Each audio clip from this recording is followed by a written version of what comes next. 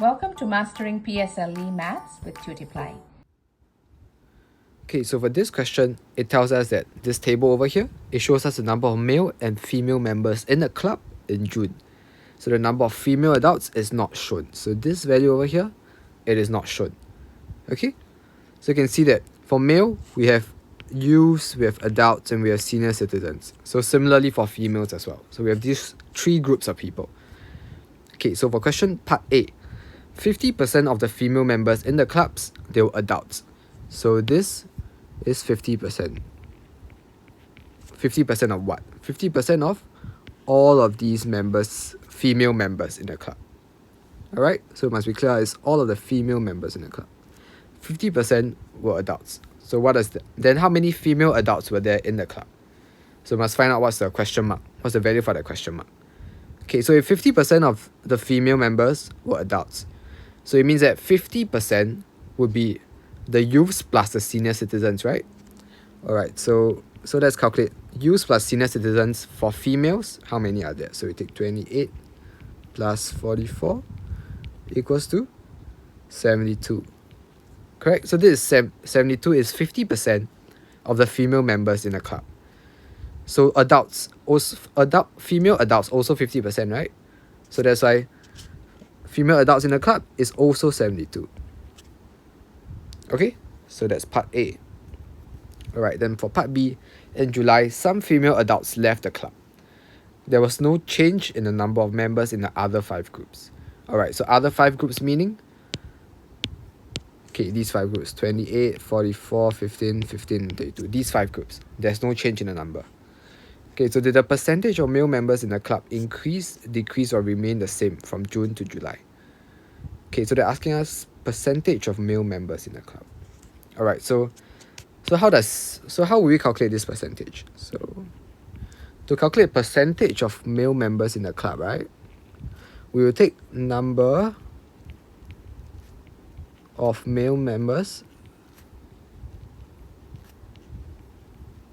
divided by number of total members in the club, right? Sorry, in the club. Correct. So total members in the club, this will also be equal to number of male members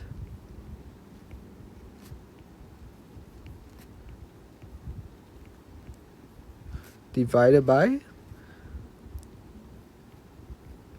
number of male plus number of female.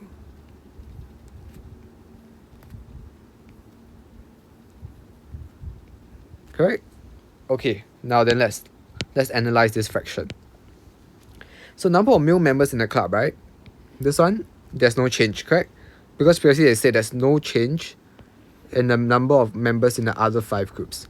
So for the males, the youth group, the adult group, and the senior citizen group, they belong in these 5 groups, right? That had no change in members.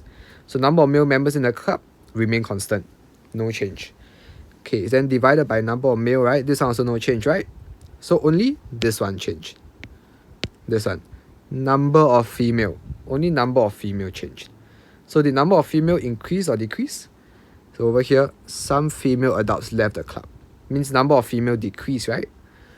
So if that decrease, it means that in this fraction over here, the numerator is the same. So numerator is the same. I'll use this sign to denote it as the same. For denominator, number of male is the same, right? Plus number of female, it decreased, so it went down. Correct? So which means that overall, the denominator went down. Correct? So if denominator in a fraction gets smaller, the overall value of the fraction will get bigger. Understand? So the answer will be increase. Alright, so for another, let's say, let me give an example. Let's say 10 over 10 versus 10 over 5.